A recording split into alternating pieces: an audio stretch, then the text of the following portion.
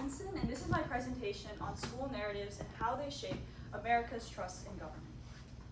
So to begin, here's my agenda for today's presentation. I'll first start by introducing my research question, then connecting my topic back to the stimulus package before jumping into historical context, leading into modern government corruption, and then explanations in distrust in government, and finally, my ultimate solution. So my research question for this project is, how have the ways public schools teach events related to historical corruption influenced Americans' current perception of government corruption and transparency? So the stimulus package had two sources that ultimately inspired my creation for this topic. The first of which was false nostalgia, where the author Johann Norberg explained how many people have this sense of false nostalgia when reflecting on their memories, thinking of the good old times as better than the present. However, in most cases, the past is the same, if not worse, as the present, but many people are still fond of their former memories because it's before they experience change in their life. The second source that I based my project on is Of Memory and Our Democracy by Colin Powell. In his speech, Colin Powell contemplates how American monuments reflect American history, which also has a key role within my presentation. Before I go into the historical context, I'd first like to define what corruption really means. Based on Baker et al.'s research paper, Corruption Has a History, corruption is defined as proof that officials acted illegally either for financial gain or to achieve a policy objective. So for historical context, corruption is not something new. In fact, it dates all the way back to political philosophers such as Aristotle, Polybius, Machiavelli, and Harrington, who explained the different forms of government and the role of power in the cyclical development of corruption in multiple different types of governments. Corruption also has a key role in the founding of America. America was truly founded because we wanted to escape the corruption of the British rule. And this was kept in mind during the creation of American documents such as the Declaration of Independence and our very own Constitution. Our main goal with these documents was to prevent the issues that we had with the past. The reason why America seceded and gained independence from Britain was because they needed to avoid the abuse of power that they felt Britain had on the American colonies. Along with the founding of our country, political parties have also had a key role in corruption, where all the way dating back to the Federalists and Anti-Federalists, corruption has always been the main thing to avoid when creating a new government.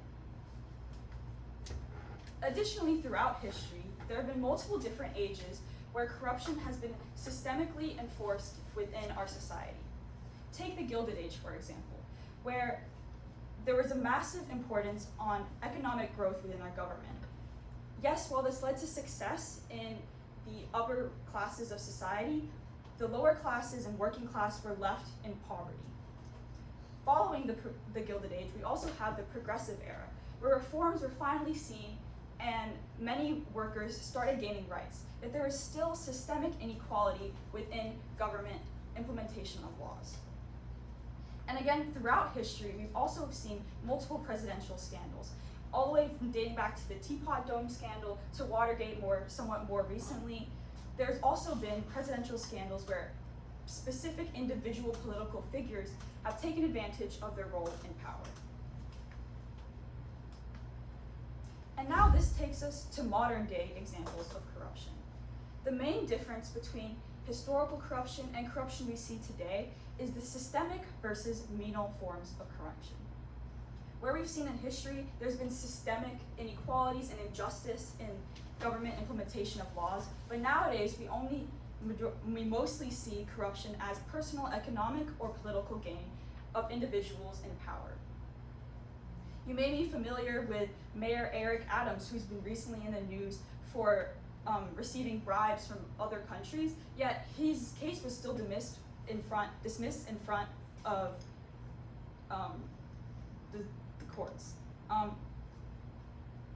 In addition to this, we've also seen many people say that President Trump has been abusing his power as president, passing numerous tens of executive orders just within the first couple months of taking office.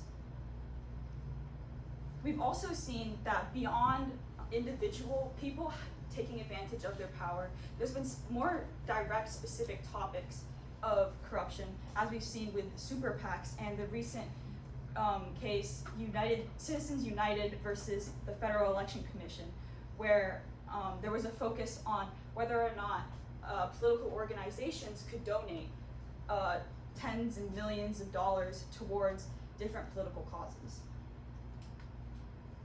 Ultimately, historical and modern forms of corruption have led to a greater distrust in government. As you can see in the graph from the Pew Research Center, there has been a great decline, regardless of political party, in trust in government. This is greatly due to the greater amount of information access with the rise of the internet and social media. Additionally, in schools, there's a lack of current affairs education. So lots of students go straight to social media or quick news to find their information. Yes, while it is great that we can have information at the touch of our fingertips, this has also led to the great spread of disinformation and misinformation. To address this issue, I've given my solution, which includes acknowledging government failures and educating the public schools, or providing public school education on proper news analysis.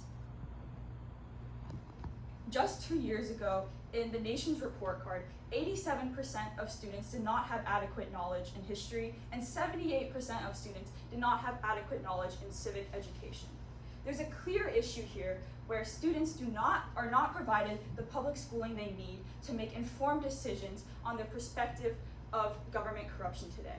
So ultimately, by providing this information in public school education, students will be able to learn how to properly access information on the internet and online and build their own reliable perspective on governments today.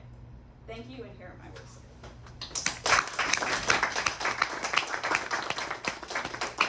Thank you very much, Leah. I have 2 questions for you, please.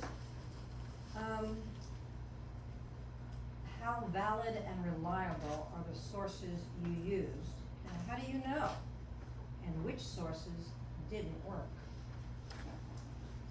All the sources I cited within my paper as well as my presentation are highly reliable, since I found them mostly either on Science Direct or JSTOR, which are 2 highly reliable databases. Additionally, they came from reliable journals that have been cross-cited with each other and have been cited by reputable individuals with extensive research and education in their expertise areas. Some sources that I found that didn't work for me were news articles, since when I first dived into my research, I found it easiest to just search up my topic online, and the first results were often news articles. However, news articles typically portray a certain sway or bias, whether it's Republican or Democrat.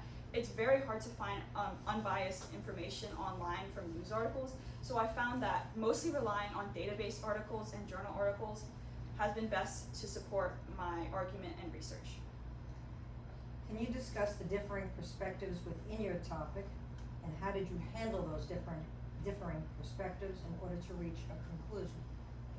I found 2 main different perspectives within my research, one of which was that corruption has increased throughout time, and one is that our awareness or perception of government corruption has increased over time, despite corruption amounts remaining the same throughout history. What I found is that both points are technically true, but I realized that the way I portrayed my information in my presentation was that there's been an overall shift in different types of government corruption, where in history there's more systemic approach to corruption, whereas nowadays there's more of an individualized political advantage with corruption. Thank you very much. Round of applause.